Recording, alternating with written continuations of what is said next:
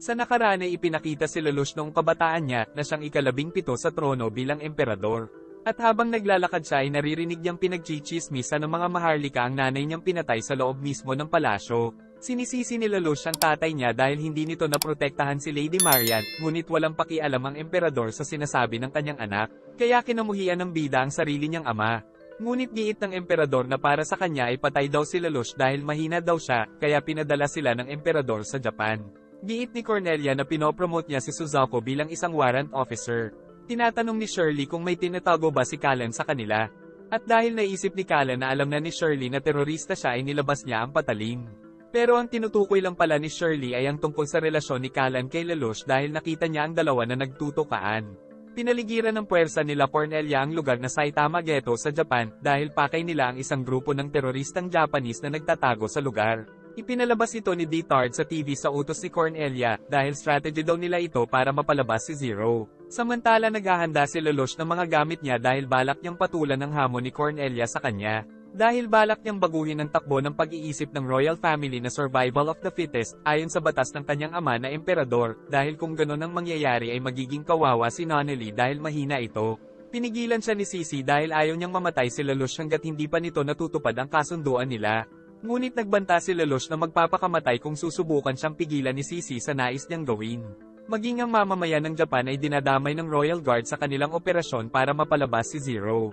Tapos maging ang mga Nightmare at mga tangke ay gagamitin na nila para burahin sa mapa ang Saitama Ghetto. Nagpunta si Lelouch ng naka-uniform ng Royal Guard at nang lumapit ang isang Nightmare ay nagkunwari siyang may mahalagang bagay na ipapadala sa headquarters para mapalabas ang piloto.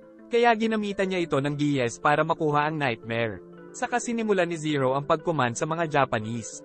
Kaya unti-unti na nilang nababawasan ang mga puwersa ng Royal Guards ni Cornelia na nasa lugar. Pinabagsak nila Zero ang tulay kaya napatay nila ang isang grupo ng militar. Dahil sa mga nangyari ay inutos ni Cornelia na umatras.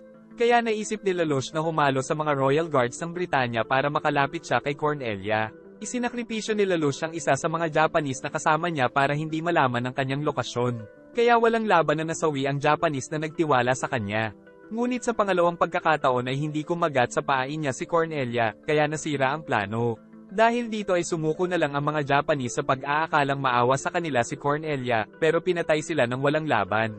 Tapos hindi na rin sumusunod sa utos ni Lelouch ang iba kaya naubos ang puwersa ng bida. Saka inutos ni Cornelia na magtipon ng lahat ng mga sundalo niya, tapos ipinag-utos na lumabas sa Nightmare ang lahat ng mga piloto, kaya naman hindi na alam ni Lelouch ang gagawin. Natanggap na ni Lelouch ang pagkatalo kaya hindi na siya lumabas ng Nightmare. Subalit bago pa siya mapalabas ay nakita daw ng mga Royal Guard si Zero. Tapos nahulog ito matapos barilin. Ngunit dahil sa impostor ay nakatakas si Lelouch sa tiyak na pagkasawi. Nakita ni Lelouch ang impostor ni Zero sa ilalim, nang makita niyang si Sisi pala ito na tinutokso siya sa pagkatalo kay Cornelia. Kaya naisip ni Lelouch na gumawa ng sarili niyang hukbo. Miserable ang buhay ng mga Japanese samantala ang mga Britannian ay masagana. Inimbitahan ni Zero sila Ogi dahil nais niyang magkaroon ng sariling hukbo. At ang ninakaw niyang sasakyan ni Clovis ang gagamitin nilang hideout. Pagbukas nila ng TV ay nakitang ng hostage ng isang hotel ang Japan Liberation Front. Kung saan nakita ni Callan na nandoon din sila Millie at Shirley. Sinubukan daw ng Royal Guards na sumugod sa nasabing hotel subalit nabigo silang makapasok sa loob. At dahil sinira daw ang tulay ay wala na silang ibang maaaring daanan, maliban na lang sa underground tunnel. Kaya naman dito dumaan ang mga Nightmare para makapasok sa loob ng hotel. Subalit inaasahan na pala ito ng mga Japanese dahil may nakaposisyon pala sila na electromagnetic cannon sa lagusan. At sa tulong nito ay agad na natalo ang tatlong Nightmare na ipinadala ng Britanya. Napag-alaman na kaya pala nagiging maingat ang Britanya ay dahil nasa loob din pala ng hotel si Princess Yuffie, subalit hindi pa ito nalalaman ng mga Japanese. Nais sana ni Suzaku na tumulong sa rescue operation, subalit diit ni Lloyd na hindi daw siya pahihintulutan ni Princess Cornelia dahil isa pa ring Japanese si Suzaku. Naisip ni Zero na tila may iniingatan si Cornelia sa hotel kaya hindi niya magawang isakripisyo ang mga sibilyan para mapuksa ang Japanese Liberation Front. At pagsapit ng gabi ay nakita nila Suzaku na may hinulag na Britanya ng mga Japanese dahil isa-isa daw nilang papatayin ang mga hostage sa kada 30 minuto hanggang hindi natutupad ang kahilingan nila. Samantala matapang na lumantad si Zero sa mga Britannian at kaagad naman silang napalibutan nila Cornelia. Subalit dahil nalaman na ni Zero na nasa loob si Yuffie ay sinubukan niyang makipagkasundo sa prinsesa dahil magagawa niya daw na mailigtas si Yuffie. Dahil dito ay pinalusot nila Cornelia sila Zero para magtungo sa hotel. Dahil balak ni Cornelia na gamitin si Zero para malibang ang mga terorista habang isinasagawa nila ang plano, pagkatapos ay sabay-sabay niyang tatapusin sila Zero at ang Japan Liberation Front. Kaya binigyan na ng utos sila Lloyd na pakawalan ang Lancelot. Pero balak lang siyang gawing decoy ni Cornelia para sa electromagnetic cannon ng mga Japanese sa underground tunnel. Ngunit sa kabila nito ay nais pa rin gawin ni Suzaku ang misyon. At kung sakali na makalusot si Lancelot sa electromagnetic cannon ng mga Japanese ay inutusan siyang wasakin ang pundasyon para palubugin ang gusali, para magkaroon ng pagkakataon ng mga Royal Guard na iligtas ang mga bihag. Narinig ng isang Japanese na tinawag siyang 11 ni Nina, kaya nagalit ang Japanese pero ipinagtanggol nila Millie at Shirley si Nina. Subalit dahil dito ay nais silang bulatlatin ng Japanese sa kabilang silid. Hindi na nakatiis si Yuffie kaya nagpakilala na siya para iligtas sila Nina. Samantala sinusubukan ni Zero na gawing tauhan ng Japanese Liberation Front, ngunit sa halip ay inutusan siya na magtanggal ng maskara. Sumugod na ang Lancelot sa underground tunnel, kaya sinalubong siya ng electromagnetic cannon, subalit dahil makabagong armas ang Lancelot ay nagawa ni Suzaku na mawasak ang cannon. Sa tulong naman ng giyes ng bida ay nagawa niyang mapatay ang ilan sa pinuno ng mga Japanese dahil ayaw nitong mapasailalim sa kanya.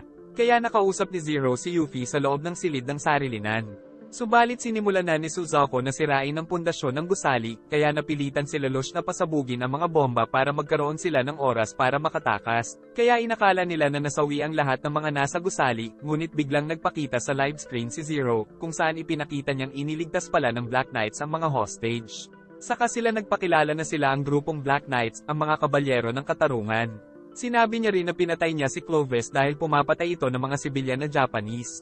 At muli silang magbabalik kapag may nang-aapi sa mga walang laban, mapa-Japanese man o Britannian.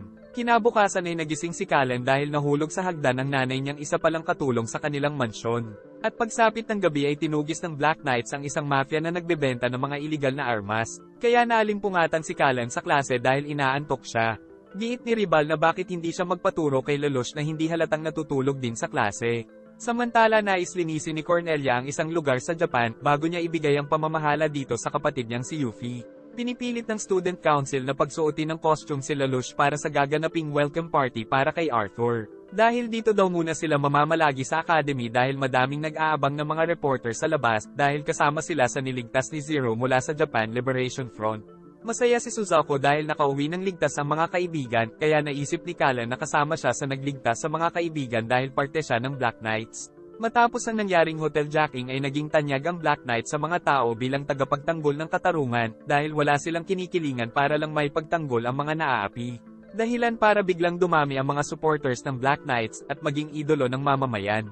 Nabahala ang natitirang miyembro ng Japan Liberation Front dahil tila hindi nila kalaban at hindi din nila kakampi si Zero. Nagpunta si Millie sa bahay ni Callan para ibigay ang isang liham mula sa principal. Kung saan nalaman ni Millie na isang kasambahay pala na Japanese ang nanay ni Callan. Kaya isang half-Britannian half-Japanese si Callan. Masaya daw si Lelouch na nailigtas ng Black Knights ang mga kaibigan nila, ngunit giit ni Suzaku na mga kriminal pa rin daw ang Black Knights kahit na anong gawin nila. Nakita ni Callan na may isang Japanese ang inaapi ng 5 Britannian, subalit pinigilan siya ni Lelouch na iligtas ito, dahil kapag lumaban daw ang Japanese ay hindi na siya makakapagtinda sa lugar kinabukasan. Napansin sila ng mga Mapom kaya lumapit ang mga ito, kaya ginamitan sila ni Lelouch ng giyes pero pinauwi niya lang ang mga Britannian para hindi mapansin ni Callan ang kakayahan niya. Naupo ang dalawa sa park para mag-usap, sinabi ni Lelouch na magiging maayos daw ang buhay ng mga Japanese basta maging alipin lang sila ng mga Britannian kagaya ng nakita nila kanina. Ngunit sinampal siya ni Callan dahil hindi niya nagustuhan ang sinabi ng bida. Naniniwala daw si Villete kay Jeremiah na wala siyang maalala noong nakuha sa kanila ni Zero si Suzaku. Dahil nangyari din ito sa kanya noong nakuha sa kanya ang sinasakyang nightmare. Kaya naging suspect nila ang estudyanteng nakita ni Villeta. Pagsapit ng gabi ay nagsagawa na naman ng panibagong misyon ang Black Knights. Kung saan ni-raid nila ang malaking pagawaan ng pinagbabawal na gamot gamit ang nightmare.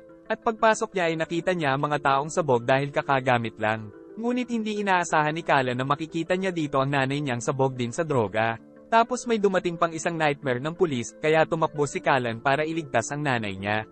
At kahit na kinamumuhian niya ito ay hindi niya magawang abandonahin. Kaya ginamit niyang shield ang sariling nightmare para maprotektahan ang kanyang ina.